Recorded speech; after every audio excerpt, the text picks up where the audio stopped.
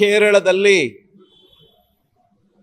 ಕನ್ನಡ ಮಾಧ್ಯಮದ ಶಾಲೆಗಳಲ್ಲಿ ಕೇರಳದ ಗಡಿ ಪ್ರದೇಶದಲ್ಲಿ ಇರ್ತಕ್ಕಂಥ ಕನ್ನಡ ಶಾಲೆಗಳಲ್ಲಿ ಮಲಯಾಳಮನ್ನ ಕಡ್ಡಾಯಗೊಳಿಸಿರ್ತಕ್ಕಂಥದರ ಬಗ್ಗೆ ಕಾಂಗ್ರೆಸ್ಸಿನ ನೀತಿ ಏನು?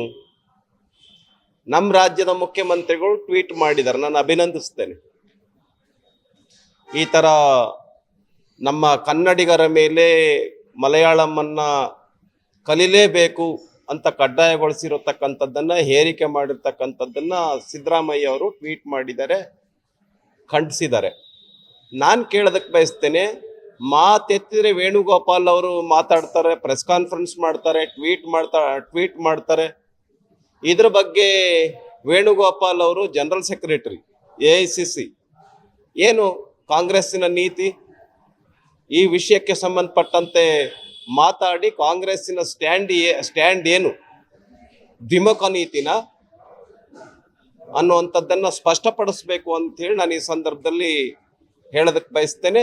ಈ ರೀತಿ ಕನ್ನಡಿಗರ ಮೇಲೆ ಮಲಯಾಳಂ ಭಾಷೆಯನ್ನು ಹೇರ್ತಕ್ಕಂಥದ್ದು ಸರಿಯಲ್ಲ. ಈ ಕುರಿತಂತೆ ಕಾಂಗ್ರೆಸ್ ಸರ್ಕಾರ ಸ್ಪಷ್ಟವಾಗಿರ್ತಕ್ಕಂಥ ನಿರ್ಧಾರವನ್ನು ತಿಳಿಸ್ಬೇಕು ಅಂತೇಳಿ ನಾನು ಈ ಸಂದರ್ಭದಲ್ಲಿ ಹೇಳೋದಕ್ಕೆ ಬಯಸ್ತೇನೆ. ಒಂದೇದು. ಇನ್ನು ಎರಡನೇದು, ಹುಬ್ಬಳ್ಳಿಯಲ್ಲಿ ನಮ್ಮ ಸುಜಾತ ಅವರನ್ನ BJP ಕಾರ್ಯಕರ್ತೆಯನ್ನ ಪೊಲೀಸರೇನೆ ಅವರನ್ನ ವಿವಸ್ತ್ರಗೊಳಿಸಿ ಪೊಲೀಸ್ ಸ್ಟೇಷನ್ಗೆ ಕರ್ಕೊಂಡು ಹೋಗಿರ್ತಕ್ಕಂಥದ್ದು ಅತ್ಯಂತ ಮಾನವ ಸಮಾಜ ತಲೆ ತಗ್ಗಿಸ್ತಕ್ಕಂಥ ವಿಷಯ. ಇದೊಂದು ಅನಾಗರಿಕ ಸಮಾಜದ ಲಕ್ಷಣ. ಈ ತರ ಮಾಡ್ತಕ್ಕಂಥದ್ದು. ಕಾಂಗ್ರೆಸ್ ಕಚೇರಿಗಳಾಗಿದ್ದಾವೆ ಕರ್ನಾಟಕ ರಾಜ್ಯದಲ್ಲಿ, ಪೊಲೀಸ್ ಠಾಣೆಗಳು ಅಂತಕ್ಕಂಥದ್ದು. ಆದ್ರಿಂದ ಮುಖ್ಯಮಂತ್ರಿಗಳು ಮತ್ತು ಹೋಮ್ ಮಿನಿಸ್ಟರ್ ಯಾರು ಆ ಪೊಲೀಸರು ಈ ವಿಷಯದಲ್ಲಿ ಸಹಭಾಗಿಗಳಾಗಿದ್ದಾರೆ, ನಮ್ಮ ಸುಜಾತ BJP ಕಾರ್ಯಕರ್ತೆಯನ್ನ ವಿವಸ್ತ್ರಗೊಳಿಸಿದ್ದಾರೆ, ಆ ಪೊಲೀಸರನ್ನ ವಜಾಗೊಳಿಸಬೇಕು ಅಂತೇಳಿ ಈ ಸಂದರ್ಭದಲ್ಲಿ ಆಗ್ರಹ ಪಡಿಸ್ತೇನೆ.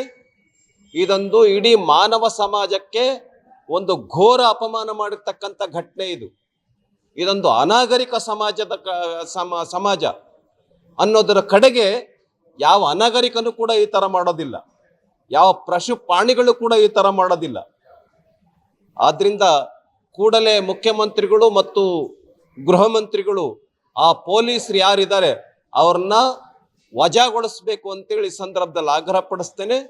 ರಾಜ್ಯಾದ್ಯಂತ ಭಾರತೀಯ ಜನತಾ ಪಾರ್ಟಿ ಅವರನ್ನ ವಜಾಗೊಳಿಸಬೇಕು ಅಂತೇಳಿ ಆಗ್ರಹ ಪಡಿಸ್ತಾ, ಮತ್ತು ವಿವಸ್ತ್ರಗೊಳಿಸಿರ್ತಕ್ಕಂಥ ನಮ್ಮ ಸುಜಾತ ಅವರಿಗೆ ಏನು ಮಾನಹಲ್ಲೆ ಆಗಿದೆ, ಮಾನ ಭಂಗ ಆಗಿದೆ, ಈ ವಿಷಯಕ್ಕೆ ಕುರಿತಂತೆ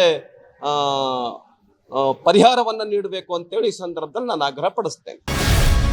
ಗ್ಯಾರಂಟಿ ನ್ಯೂಸ್, ಸುದ್ದಿ ಖಚಿತ, ನ್ಯಾಯ ನಿಶ್ಚಿತ.